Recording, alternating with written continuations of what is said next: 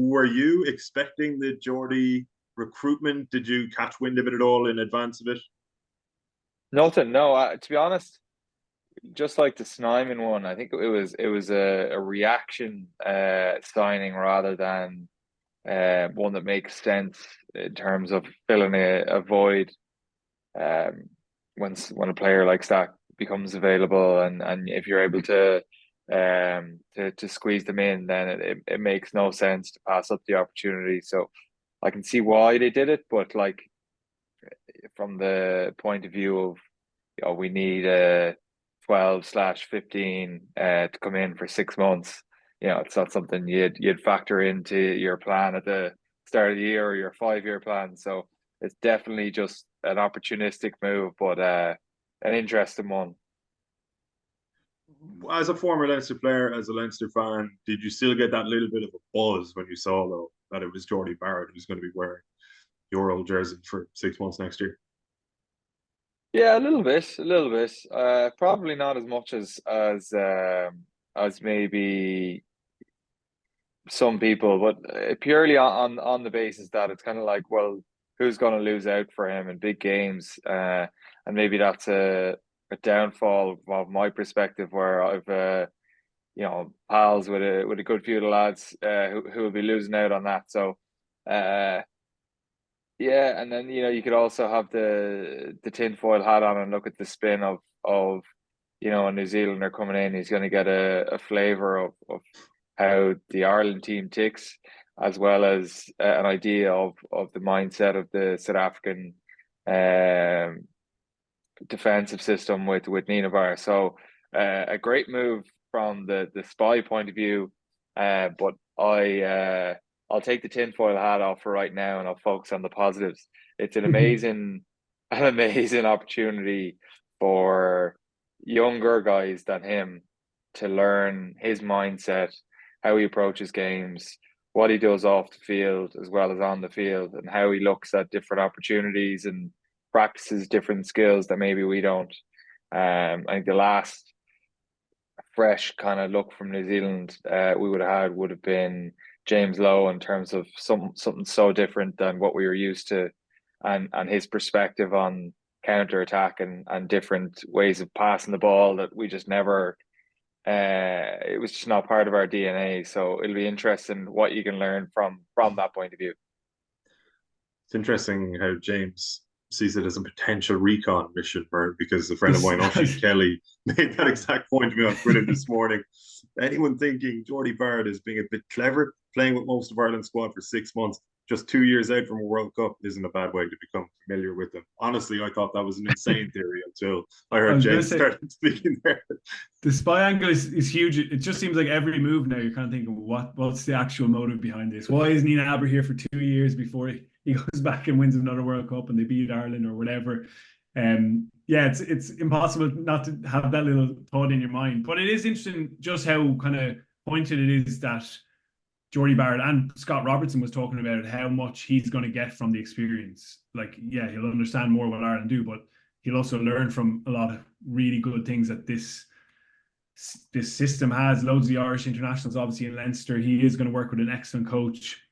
Like, he could have gone to Japan and made a lot more money. He's going to get a lot of money from Leinster, of course he is. He's going to be really well paid for a short stint, but he could have gone to Toyota Verblitz in Japan and earned more and had a handy feed up 6 months where he just probably got a bit of a rest. Realistically, like, the Japanese league is improving, but it's not at the level of Champions Cup, URC. But and he's kind of booked the trend in that regard. That seems to be what the All Blacks are doing: go to Japan for their sabbatical and get that kind of almost recuperation and play with a kind of more open, less physical style of rugby. But yeah, fair play to him. He wants to come and play at the highest level with some of the best players in the world and with some of the best coaches in the world. And it probably helps that his current Hurricanes attack coach, Tyler Blaindale's going as well. So there's a familiarity there. But I imagine he'll get a lot out of it. And he's already, like, he is one of the best players in the world. He's 27. He's in his absolute prime. This is not a player coming over in the twilight of their career to get a nice earner.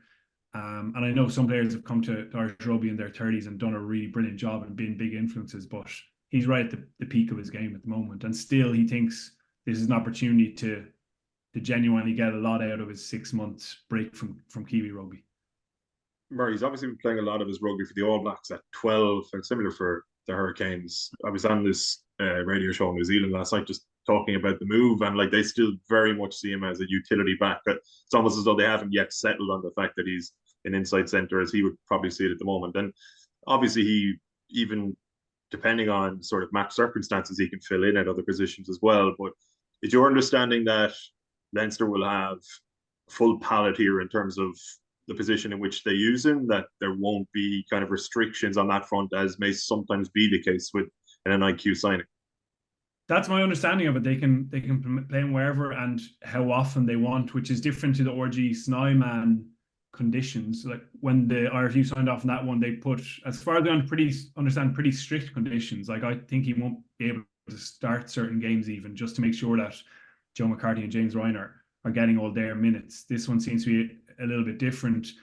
And I mean, when you try and write out the backline now for next season when he's there, you're thinking, where does he actually fit? Because Robbie Henshaw, Guy Ringrose are already world class, and Hugo Keenan at 15 is world class, and there's two best positions. He has played on the wing for New Zealand actually a few times, so maybe something different like that, but I'm sure he'll want to play 12 or 15. And as we saw recently, there's always injuries. Like the Leinster squad, when you look at it, the depth is really kind of stacked in the forwards as well. So when you look at their squad list, it's an array of quality in the backline, obviously, but not quite as many options in the senior squad. There's always academy guys who step up. So I'm sure Leo Cullen, he always points it out, there's always injuries. You think, how can they juggle all these back rows? But a couple of them are always injured.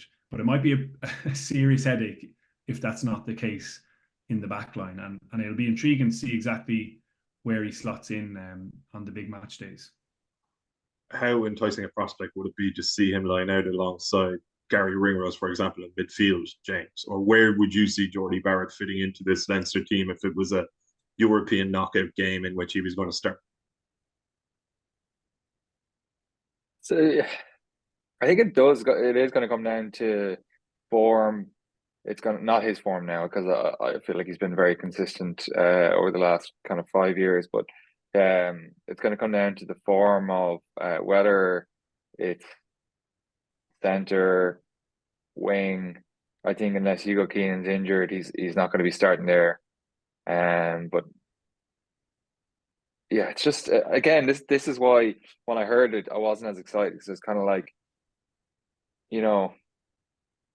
it doesn't make complete sense, the signing from Leinster's point of view. You have like Osborne, who's come through on the weekend, like he's like had the amazing 24 hours, and then boom, like, all right, well, can pretty much write off the second half of next year in terms of getting a big opportunity in European games. I'm sure Ronan Kelleher won't be too happy to see the sight of him coming in after the World Cup.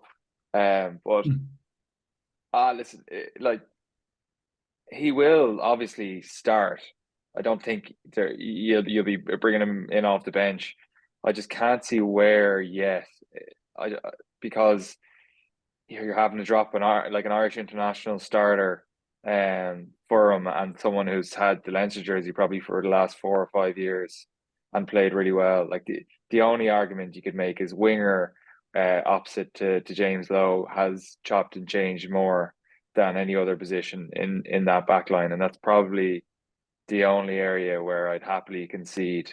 But that's probably his weakest position out of all his positions that he plays. So yeah, it's an interesting one to see how it unfolds, but not like as excited as maybe other people would be about it, not because of who he is and how good a player he is, because he's amazing, but just the quality of Irish player that we're going to have to drop for him is what kind of sours it for me.